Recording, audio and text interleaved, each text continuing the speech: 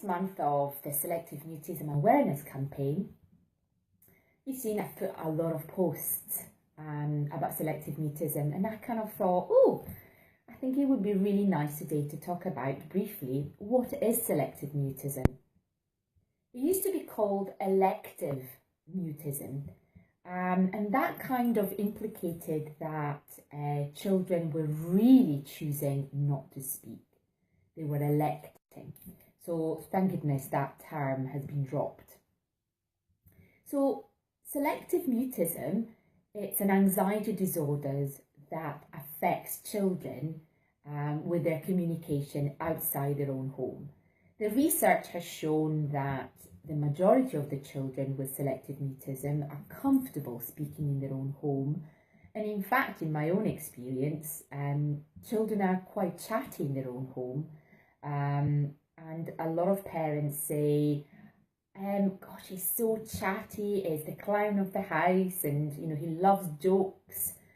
You know, obviously every child has a different presentation. So, you know, there are some children that they are more closed up than others. But certainly there is this huge difference between how they are at home and how they are in their own, you know, how they are at school. So it presents itself as early as 3 years old, as soon as the child starts going to nursery. So they go to nursery and they, you know, they kind of feel completely overwhelmed by the noise, the amount of children around, and certainly expectations. The teachers ask more questions, or do this, what do you think of that? So there is that kind of, the panic start to kick in. In actual fact, I often say to teachers and nursery teachers, observe a child that has started nursery and notice if in the first month they keep quiet. And after the first month, start talking to the parents. Not so much to say your child has got selective mutism, but I have noticed that your child is really not communicating, and that is one of the aspects. So we've got the first one, which is the child doesn't speak in a situation that they are unfamiliar to them. That the mutism has been there for over a month, and there aren't any specific communication disorders that affect the mutism. What does that mean? It means that it's not that the child that has difficulties with his speech will then have selective mutism, or a child that stammers then will develop selective mutism. Selective mutism stands on its own, and in actual fact you can have coexisting difficulties. So we do have children with selective mutism and they have loads of difficulties with the sounds, or selective mutism and language delay, selective mutism and autism. What it means is that they coexist, but one thing can be without the other. So you can have a child with phonological difficulties, but that isn't necessarily going to be a selectively mute child. So these children have this anxiety that stops them from communicating. So they want to communicate, but they feel that the voice box is completely blocked. So they've got that sensation of, I can't quite communicate. They don't communicate orally. As I said, they want to, but really physically they can't. So I want you to think about your worst fear. What is your worst fear? For me, for example, is going up a ladder.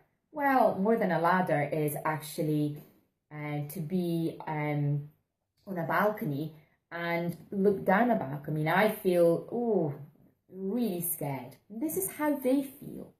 So for them, speaking, answering questions, being asked a question, being overheard, all of those are anxiety-provoking situations that would stop the child from being able to communicate. And it's really, really important, because even though we are in 2016, really, a lot of people say, oh, that's a shame. Are those people, those children, they've been abused at home? No. Children with selective mutism have not been abused at home, or they've not had a shock in their lives.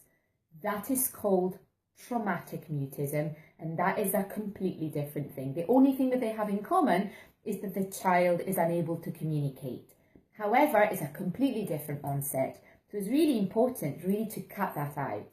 Selective mutism is anxiety provoking. There's an anxiety disorder that affects the child in terms of communicating. So they want to, but they really can't. So it's really important that teachers and parents start having that conversation, starting to notice what kind of characteristics that child has, because every child generally is different, never mind children with selective mutism. So you might have that child that stays still as soon as they get to nursery or to school, holding on to their wee bag, and they are absolutely frozen, to children that actually they might go in and they're happy to point or maybe nod and shake their head, but they're really not making any sound. So it's really important to create the picture of what your child looks like and what form of communication they are using. A lot of people ask me, is that shyness or is that selective mutism? And that's a very important distinction to make. What does it mean? When a child is shy, they tend to hide behind mom and they might not say anything, and then they start playing, and they might, when you ask them a question, they might go, yes, or they might just start using little words, and maybe by the end of, I don't know, the birthday party, or I don't know, wherever you are, and they might speak to you as the parents, or they might offer an answer to something, or what colour is the sky, or it's blue, or what do birds do, fly, even though at one word level. A child with selective mutism will not be able to do that. So there is the complete fear. So we go back to, I'm really scared. A child with selective mutism wouldn't necessarily warm up in 20 minutes, an hour or so. A child that is shy, even though extremely shy, will then warm up. I will be posting some more blogs on what to do when we are with a child like that. And so if you're key workers, teachers, and that can really happen throughout the child's life, from the age of 3 all the way to up to 18, and some people, unfortunately, that they are not treated or they don't seek help, and they go on and stay selectively mute as adults. That can happen. It's rarer, but it does happen. And today is day 11, or today is day 12 of the Selective Mutism campaign. Please do share and make people aware that selective mutism really exists, and these children want to talk, but they really can't. Have a nice day.